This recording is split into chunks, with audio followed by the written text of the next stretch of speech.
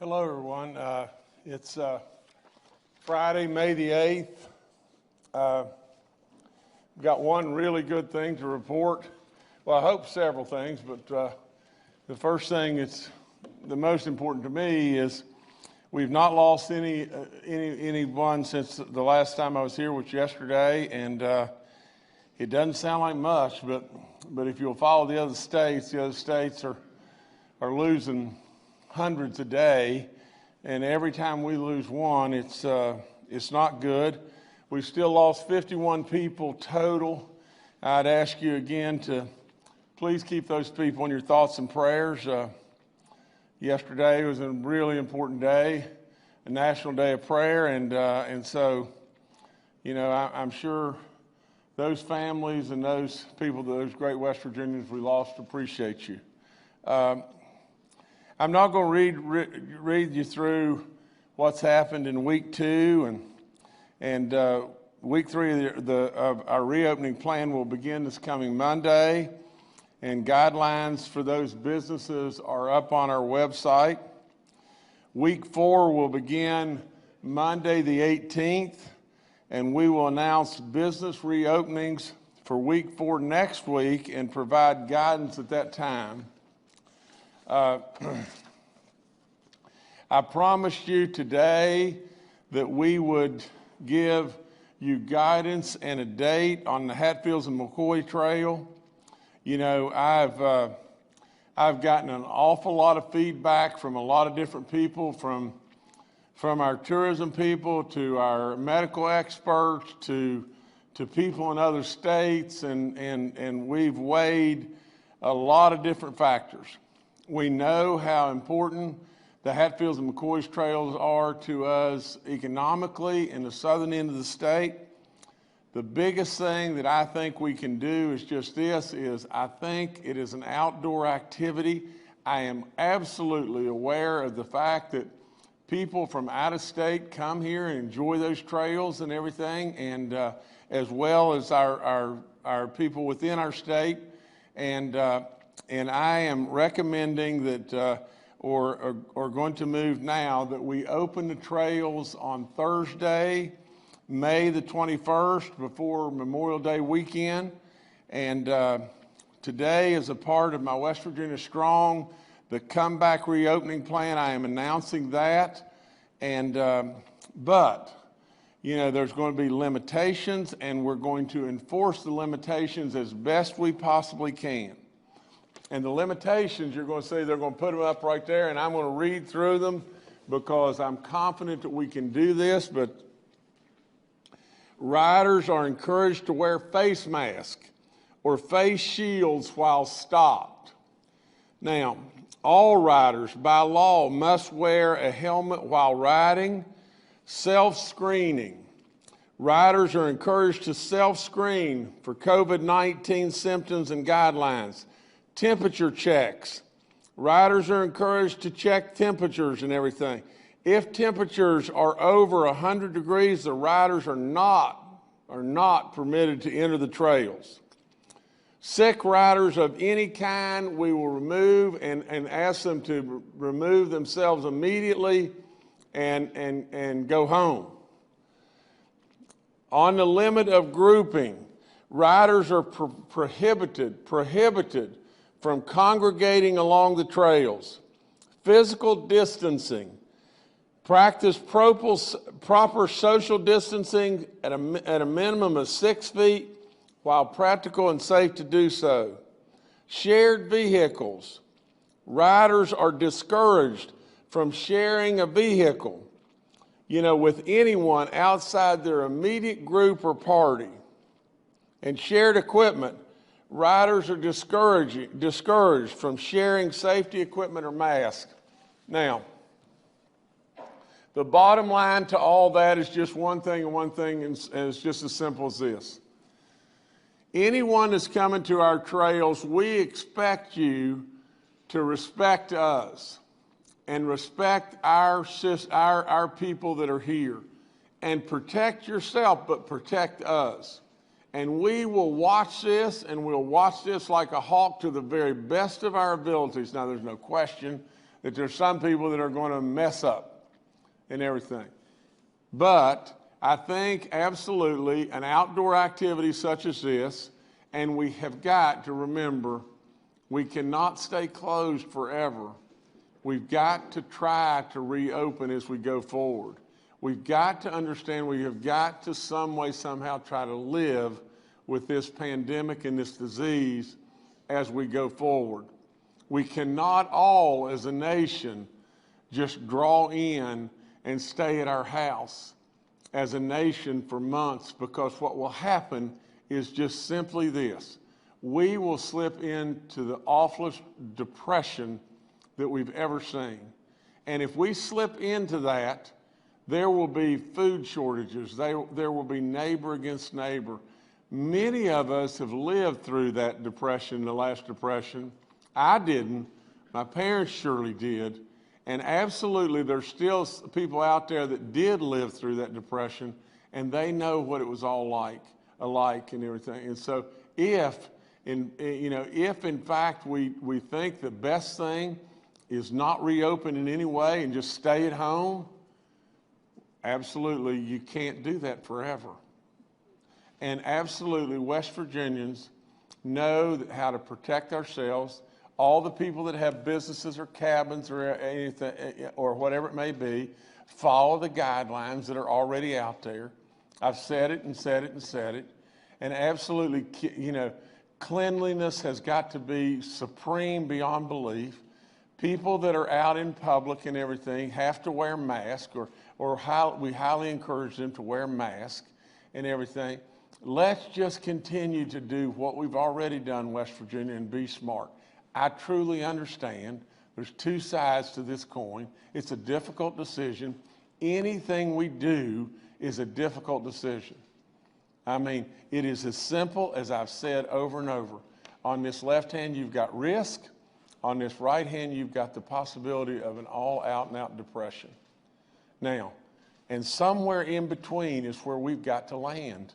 And this is what we've got to do. And we've got to protect ourselves as best we possibly can, and we're going to do that. We're going to protect you, whether it be in McDowell County or wherever it may be. We're going to protect you to the very best of our abilities.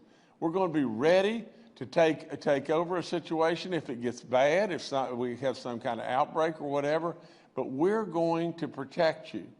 But we've also got to recognize the economic benefits of what we've got to do, and we've got to absolutely recognize we've got to move north. We have got to continue to move forward. And so I ask you to try to help and participate, and I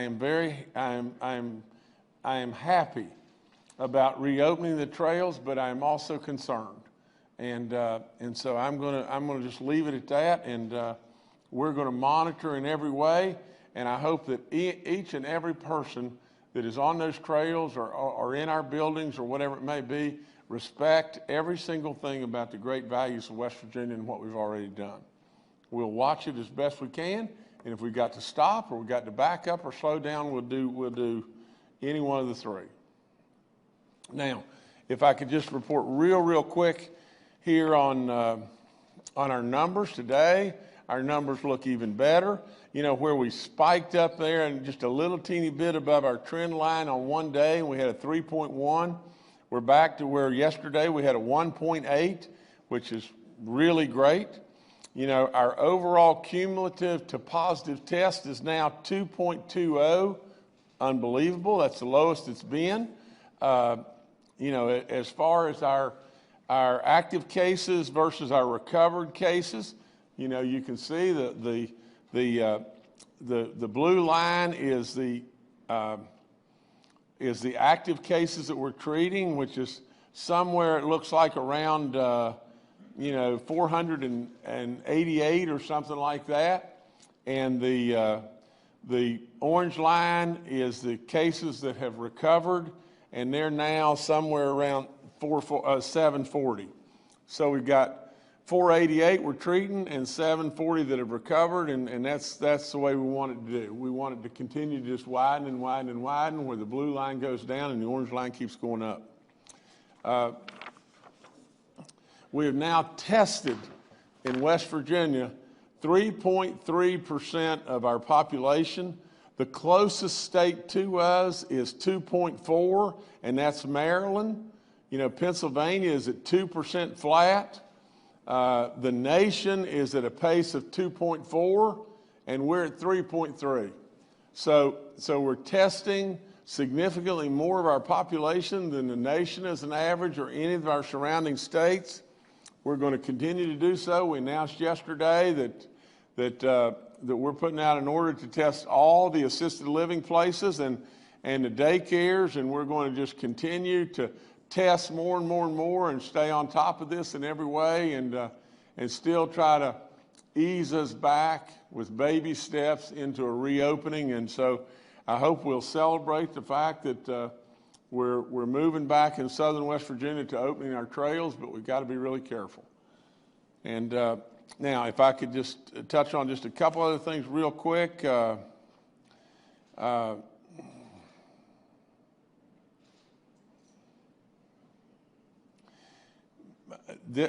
have a note here on city and county guidance that we have been in constant communication with all of our cities and counties and the associations that represent them. I know they need our help. By next Friday, guidance will be available on the website for cities and counties to use to apply for money from the CARES Act. And the only thing I would say on that is don't hold us concretely to a date, because I was told last night that you know, even though that the House is going to come, you know, from our congressmen and women, they're going to come back next week, but it could be that they'll drag into the early parts of the next week before we have the absolute guidance as what we can do. The only thing I want to add is every day I encourage you more and more and more about the census. Make sure everybody's counted. That's a pretty simple thing to get more and more and more dollars to the state of West Virginia. And Jordan, if y'all put that up on the website one more time, you know, that's all you got to do. And just follow the guideline there and just get counted, please. But that's all I've got for today. All right, thank you, Governor. Let's now go to Major General Hoyer with the West Virginia National Guard. Good afternoon. A couple things would like to highlight today. First, work going on today with Toyota Manufacturing and the National Guard related to training for PPE, sanitization, spacing activities as they begin to go back to production next week. Also want to thank Toyota. They have made and donated over 32,800 face shields during this downtime from production. So thank them for the great work to help protect our first responders and our frontline medical folks. I want to highlight on the stabilization of population issues. We continue to have great success with the work of our food bank, our volunteer folks at VOAD and the various organizations, as well as the school feeding program and our workforce efforts. While I understand that, and we understand that we may have had bumps in the road in some of these various activities, I think if you look across the nation right now, West Virginia is doing a very good job of meeting the governor's objective of stabilizing population and working with our citizens to make sure that they're taken care of during this difficult time. Last two things I'd like to highlight relate to the military and the National Guard. Today is Military Spouse Appreciation Day, so I want to thank my wife and all the other spouses of military members. Our military families sacrifice more than any of us in this country, and I want to take this time to thank them. And also today is Victory in Europe Day. I know Governor Justice had a father who was a member of the Army Air Corps and a flyer during the war. And I want to just put in perspective for those of us, and we're going through challenging times. I know there are children that are struggling with not being able to graduate in a normal sense.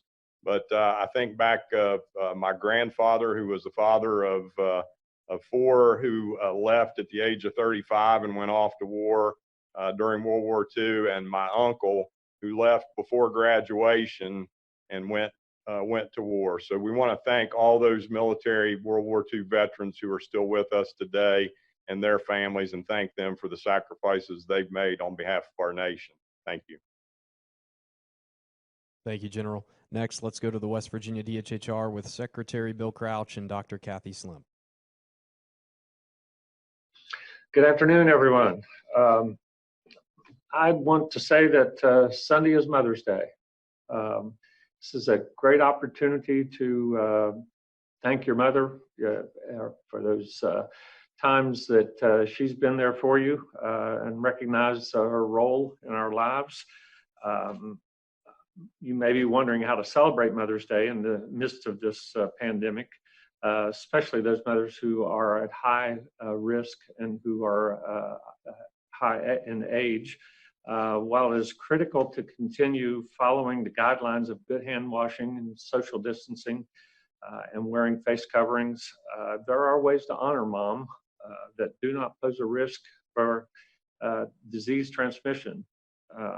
Schedule an online Mother's Day call, FaceTime, Zoom, or just a telephone call.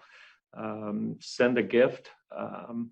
Make mom a video with Happy Mother's Day messages from all the children and grandchildren. If the weather is nice and you have plenty of outdoor space, you can see your mother. But again, keeping social distancing in mind and face coverings. Mother's Day won't look quite the same as it has in the past, but it's important that we protect our mothers, protect our family. I want to say a special Happy Mother's Day to my mother. She's 89. I haven't seen her in over 2 months now, she reminded me, but she understands clearly the need for this, and we're looking forward to seeing her at some time in the future. But Happy Mother's Day to you, to all you mothers out there, and we thank everyone for protecting your family and your mother. So that's all I have. Kathy? Sure. I will say Happy Mother's Day to my mom as well, and I'm hoping that my kids listen to your list of things that they can do with me this weekend. I wanted to speak a little bit about the African American data that we've been looking at and are going to be getting up and visible here. I think it's really important with this pandemic that we look at subpopulations, and now that we have more information and more data, that we have the ability to start to look at that and do that. So we know that that overall we have had 95 individuals who are African American out of the 10 individuals that have had COVID-19 in the state so far, and that the percent of African Americans is higher than their percent in the population overall. So we have had overall statewide 7.3% of our cases have been African American, while only 4.2% of our population is African American. We've had 13 counties that have had at least one case in the African American population, and we will be posting the African American data by county today by 5 on the dashboard with that. If we look at counties with more than one case of COVID-19 in the African American population, we actually have several for which the counties have a higher percent of cases among African American than their population of African American is. And those counties include Berkeley, Jefferson, Marion, McDowell, Mercer, Monongalia, and Putnam. Again, some of those are small numbers, but we think it's important to look at that to explore further and to work with these populations. We've got many counties that are reaching out to our African American population, and more I think that we hope will continue to do so. In addition, we have been working closely with Jill Epson and others on getting the commission, the advisory commission up and running, and we've reached out to the individuals for that. She's been working with us on that and getting a meeting set up for early next week. And we really look forward to being able to share some additional data with them and as we plan forward together. Thanks. All right, thank you both. Dr. Clay Marsh, our coronavirus czar, is also joining us today and is available for questions. Once again, we're holding today's briefing with media members joining us virtually to practice good social distancing. The first questioner we have today is Steve Adams with Ogden Newspapers. Yes, Steve Adams of Ogden Newspapers here. West Virginia University is preparing to announce a major furlough of employees. I think that they're expecting somewhere between 800 and 900 employees over the weekend with plans to bring them back, hopefully the summer, depending on how things work out. I wanted to get your thoughts on that, Governor. Obviously, that's the largest university in the state, but I'm sure other universities and colleges in the state are probably not too far behind that. So I just wanted to get your take on those announcements. Thank you.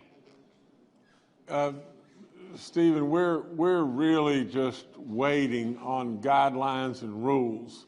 I mean, I could give you a doom and gloom scenario. The doom and gloom scenario would be, as simple as this. They come out with rules from the federal government that we can't use dollars for backfilling. We can't use dollars for hardly anything, And if that be the case, then we're going to have to really clamp down and probably lay people off and do the things that are, just terrible to do.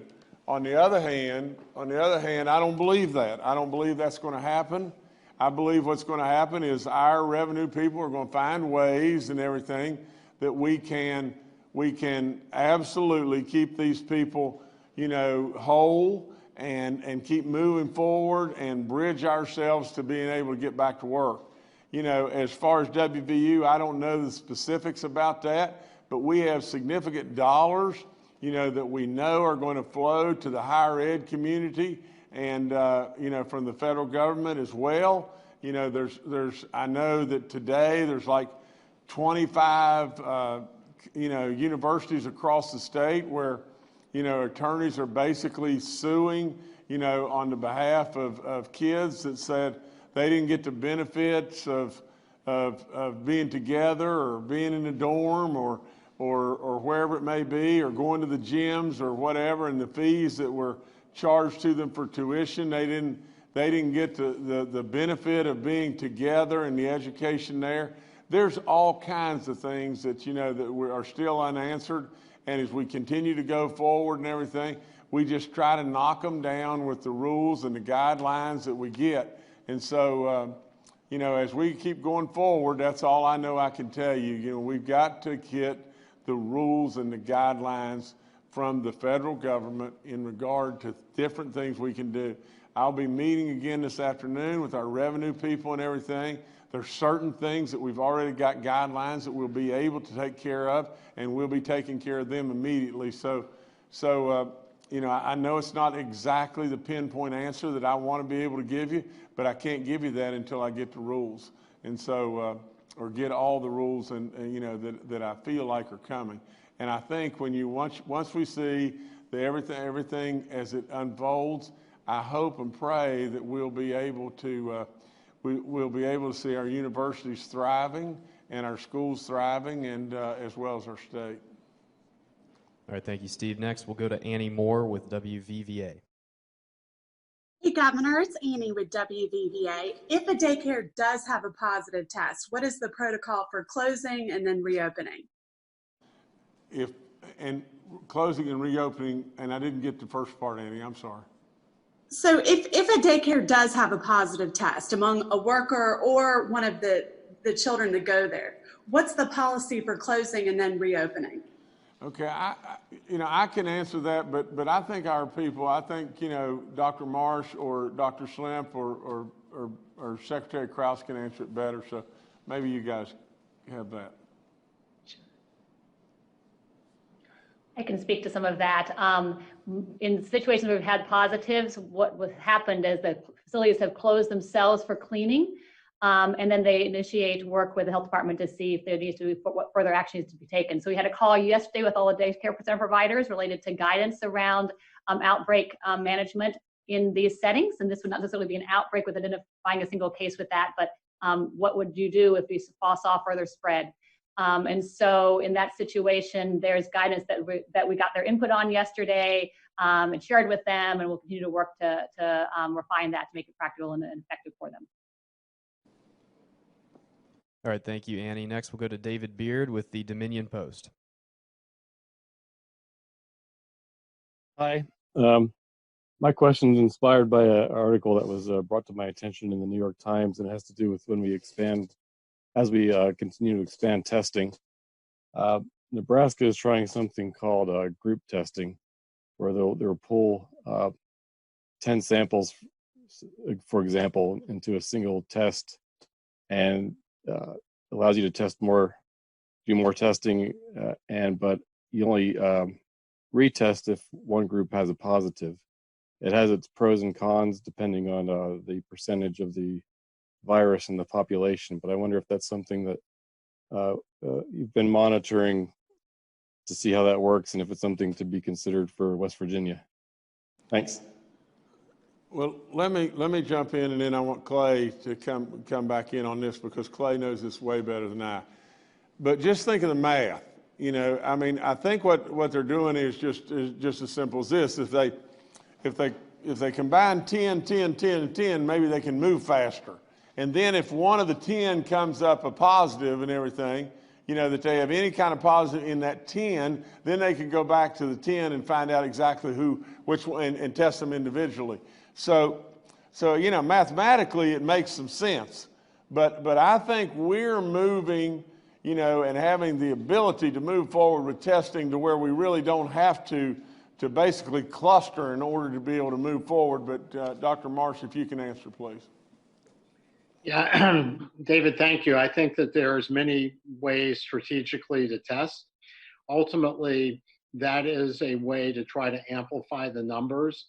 You know, our hope is to continue to expand testing and not only look at populations with really low incidence, sort of the general population, but really continue to strategically move forward. And as we've talked about before, you know, West Virginia is the first state to test all nursing home residents and staff. You know, we're now looking at assisted living. We've looked at veterans' homes. We're starting to look at other congregate and vulnerable populations and look in parts of the state that have more activity, so that we not only get the sort of the ability to look at big groups of people, but we want to look more specifically, because we've talked about a value called the R0 value, which is the reproductive score that we've talked about, how many people who are infected with a virus can infect another. Today, our R0 across the state is 0.85, which is a bit down from yesterday, which was 0.89. Whether that's really statistically different or not, you could argue. But we want to see the trend come down. It was 0.74, 0.76 went up, and now it's coming down. What we're hoping is to take the testing that we're doing, both the positives and negatives at the individual level in counties, and start to be able to derive R0 values at the county level. So it actually gives us a feel for what's going on, not only at the whole state in aggregate, but what's going on at the county levels too. So for that kind of assessment, we really want the results at the individual levels. So our initial sort of push is going to be at the individual level. But I think as we go sort of expanding testing and that way, or even having some people who might do their own swabs and then send that in. University of California, San Diego is starting to do that too. Self-testing. So ways that we can augment and accelerate building our knowledge of who's positive and who's negative. All right, thank you, David. Next, we'll go to Amanda Barron with WSAZ. Hi, everyone. Amanda Barron with WSAZ. I want to ask a couple questions about an article I read in the Register Herald by Steve Keenan. I hope I said that right, with the Fayette Tribune. Cases in Fayette County, there was a small spike in the cases at the hospital, at Montgomery Hospital. And I'm wondering about that county guidance for hotspots. Also in the article, it goes on to say that they're recommending gatherings over 25 not happen until after July 1st. So I wanted to talk about your surveillance of counties and hotspots and what you're doing specifically in Fayette, but then for all the counties to kind of keep an eye. Okay, I think Secretary Crouch, you start if you would, please, and then we can flow to our docs if we need to.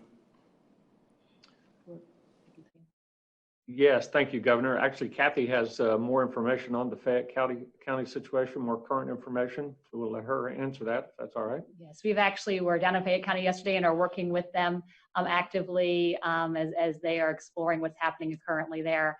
And then that will feed into, I think, the designation status and the assessment status that we're moving into. That is being developed and pretty much ready to go. We are happy to explain that on Monday, as I understand, is the time that they wanted us to do that. And we will be able to share more information with you then.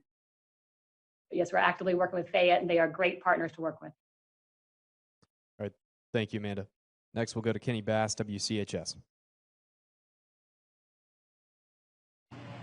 Thank you. This is Kenny Bass with Channel 8 and Fox 11 in Charleston. A question on the food chain and the food supply, and I'd kind of like to get Governor Justice to give me his thoughts on the overview of this. There were some cases reported in the Eastern Panhandle and poultry processing plant, and that's a big industry there. And obviously, with people seeing some empty meat cases because of what's going on nationally, what are your thoughts about protecting West Virginia's role in the food supply chain, specifically what's going on at some of our bigger processors? And do you feel pretty confident that we've got a handle on it?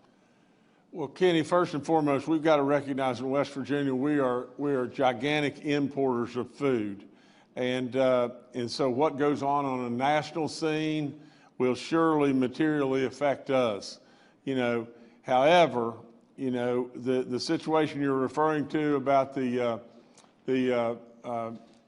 plant, the food processing plant, the Pilgrim's Pride plant, and everything. The National Guard is on the way there now, and so we're going to do some extensive testing there and try to nip that in the bud and stop it as fast as we possibly can in order to be able to keep that plant moving and all happening there as it should. I just only caution everyone just on this, that as we move forward, it's just as simple as this, is if we don't move forward, we could awaken to just what you're talking about, real food shortages. Do I think there's going to be food shortages? Absolutely not. So don't anyone take what I'm saying and misconstrue it. Absolutely, I do not think we're going to have food shortages in any way in West Virginia, provided that our nation continues to move forward and absolutely, we are able to manage this terrible disease until we get to that bridge drug that I've talked about so many times. But West Virginia is a big importer of food, and we've got to watch and keep our eye on what's going on in the nation. All right, thank you, Kenny. Next, we'll go to Rodney Lamp with WBOY. Hi, Rodney Lamp, WBOY. Governor Justice, you mentioned earlier this week the formation of a task force related to the Black population in the state. Can you give us an update on the status of that and offer more of an idea of what you want the task force to accomplish and on what time frame? Yeah, I think Secretary Crouch has got all the data on that, and if you could hear from him, please. Absolutely. Thank you, Rodney. Good question. We have that task force formed. The members have been contacted. We're working to set up a meeting with the task force on Monday. We're looking forward to having some assistance with regard to outreach and education. We're preparing information. Dr. Slimp provided some of the information earlier. We've been trying to get that on the website. We're going to send that to the task force members. So we're moving forward with that quickly here to see if we can get input from them, and we appreciate all their help and the members who are on there that have agreed to do that. Thank you. All right, thank you, Rodney. Next, we'll go to Paul Mullen with WCBC Radio.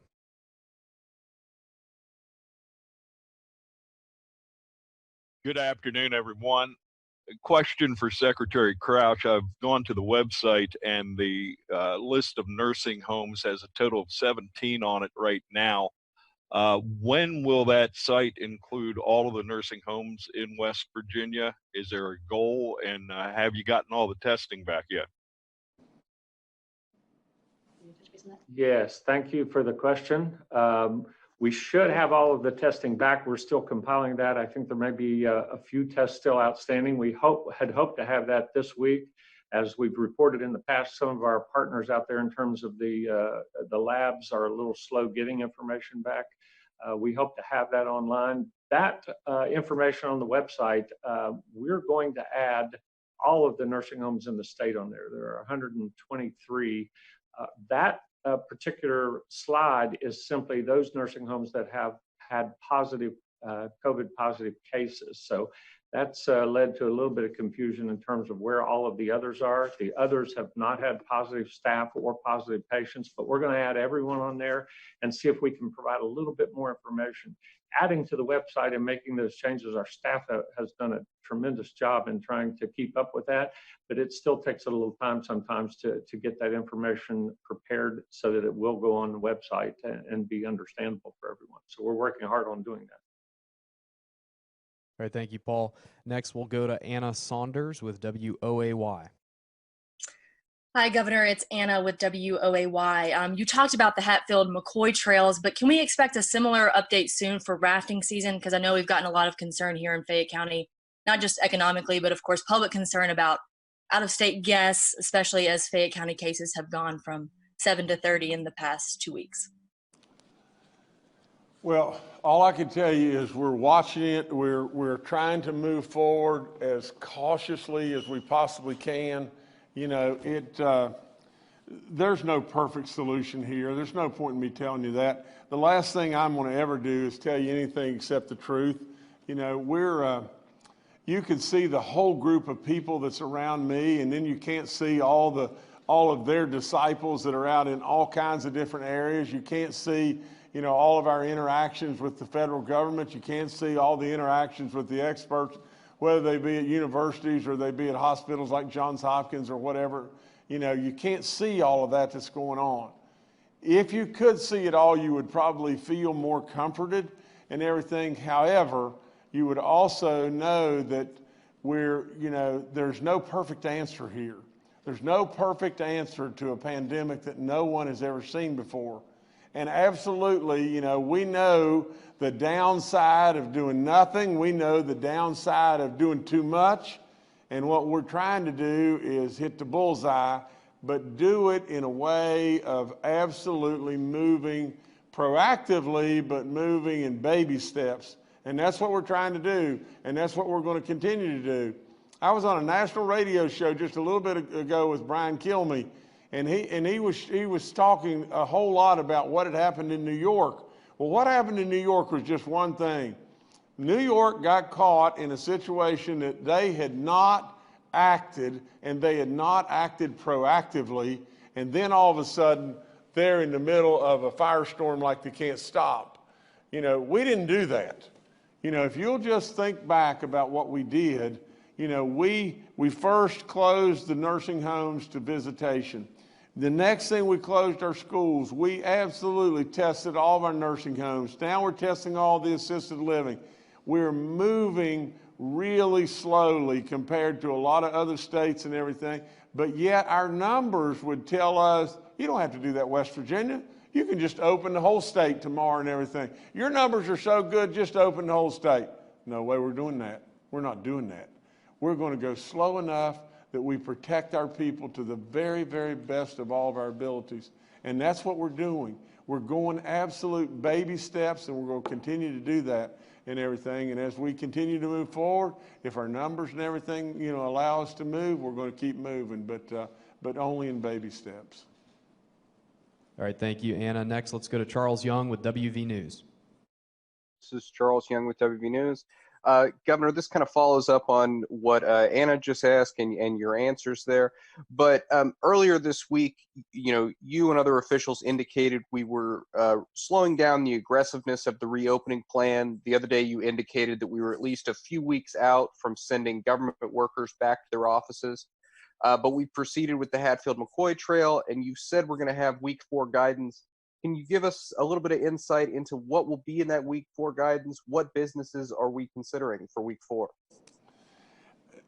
Charles, I think it's premature for us to get into, you know, the businesses or the week 4 guidance, but you can rest assured that everybody's working on it and working on it, you know, as diligently as we possibly can. The other thing is just this, you know, Charles, what we're going to do in regard to businesses and or absolutely state employees is as many as we can, you know, as we move back into a halfway normal situation, as many as we can, we want them to be able to work from home. And you know, and that's what we want people to do all across the state. Really and truly, if we can just make it, you know, and that is make it on both ends. Make it on the end of the protection of our people and everything and the sickness, and make it on the end of the economics for another, and it may be 3 or 4 months, but it may only be 2 or 3 months and everything. But I really believe within a 4-month window, we're going to have a drug that really slows this thing down. And then I think probably 4 months after that, we're going to have a vaccine. So that's the window we've got to watch here. This nation cannot afford, if you'll watch the unemployment rate, we're rivaling the Depression right now, if not exceeding it. But this nation cannot absorb, you know, 4 months of still more shutdown, you know, because if that happens, we'll spin into something that will be much, much worse than the disease. And so it's tough. It's tough stuff. You know, you've got to figure it out, and that's why we're trying to just take those baby steps. All right, thank you, Charles. We have time for one more. We'll go to Ryan Quinn with the Charleston Gazette-Mail. Hey, there are 4 kids that DHHR sent out of state for some reason. They are foster children or abuse or neglect cases or committed delinquency offenses or status offenses, and they've tested positive for COVID-19. I can't tell because the judicial branch and DHHR are giving me different reasons for them being out of state. Can you tell me why these kids were out of state? And if they were out of state for committed offenses, were they truant or something else? When did the state learn about their positive tests? And have they been included in DHHR's numbers it reports every day? And why wasn't this previously revealed? And what is being done to keep our kids in DHHR and Bureau for Juvenile Services custody safe? Secretary Crouch, you've got to answer all this and everything. I think you'll have the answer a lot better than I. Yes, sir, Governor. Yes, this is Bill Crouch. We are aware of those 4 children. Of course, the reasons they're out of state vary depending upon their needs. We have some children who we are not able to place in West Virginia. The COVID positive test, we were notified immediately from the facilities that they were in. So we were aware of that. Those children are safe. Those children have been quarantined. We cannot provide, because of confidentiality, specific information on these children, even the state they were in or the facility they were in. That is confidential. We protect our children and the confidentiality of our children. But please understand that we are in contact with those facilities. We know what's going on with our children. We send people to visit those children. Our staff go to visit those children and make sure everything is operating correctly. So we are aware of that, but we can't provide information because of confidentiality requirements. All right, thank you, Ron. Governor, I'll turn it back to you. Okay, I'd like to comment just 1 second on the great work that our Commissioner of Agriculture, Kent Leonhardt, and all of his people do. You know, one of the questions was about the food supply to West Virginia. You know, our farmers markets and our livestock markets are continuing to be open, and we will encourage like crazy our growers to grow more wonderful produce and everything to where West Virginians can buy. And so I commend, like I said, Commissioner Leonhardt and everything and all the great work that they're doing in the ag side. I also would say just this, that the more and more on the ag side that we can do in West Virginia, the better off we are and everything. I think there's absolute economic opportunities there for us from job growth and just the pure economic dollars that we can generate within products that we can produce in West Virginia, and everyone's working on that, but this pandemic has got everybody preoccupied at the moment, but I really believe that there's real opportunity there in West Virginia. So I'd end by just saying this, unless there's something that comes up, and if there's anything that comes up that is urgent in any way, you'll see me over the weekend. Everybody continues to work over the weekend. I've said it over and over. We don't rest until this thing's over, and no one's going to do that. But nevertheless, I ask you as West Virginians to keep on doing the great stuff you're already doing. We're going to try to keep moving ourselves forward and giving you a little more freedoms and bring back things to a little bit more of a normalcy, that we possibly can. But through all that, we want so much to be able to just stay the course as best we can. And so West Virginians, please do that. And lastly, but surely not least, I want to say this, and I wish to goodness that I could be with her and hug her in every way, and I'm sure my wife Kathy the same. But we've both lost. Kathy and I both have lost our moms, and so just please take time in some way, somehow, whether it be a phone call or a video call or maybe the opportunity to be with your mom, but thank them, because there'll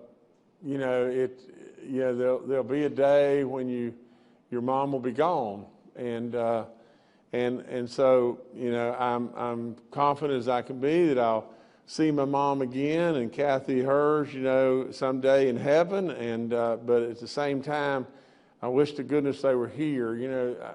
I say this story a lot, but in growing up, a lot of times, if you were playing watching your kids play, a little league baseball game or whatever, and the sun would be hot and the bleachers would be hard, and then you think back.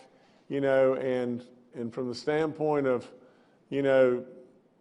kind of a role reversal, I would have been playing and my mom would have been sitting, but I've been sitting and watching my children play. And that moment of that bleacher hard or the sun hot, what you would give to have that moment back. And so once they're gone, you can't have that moment back. So please take time to embrace your moms in some way, whether it be a phone call or whatever it may be, and celebrate this great day, because our moms are so special. So happy Mother's Day to everybody. Thank you.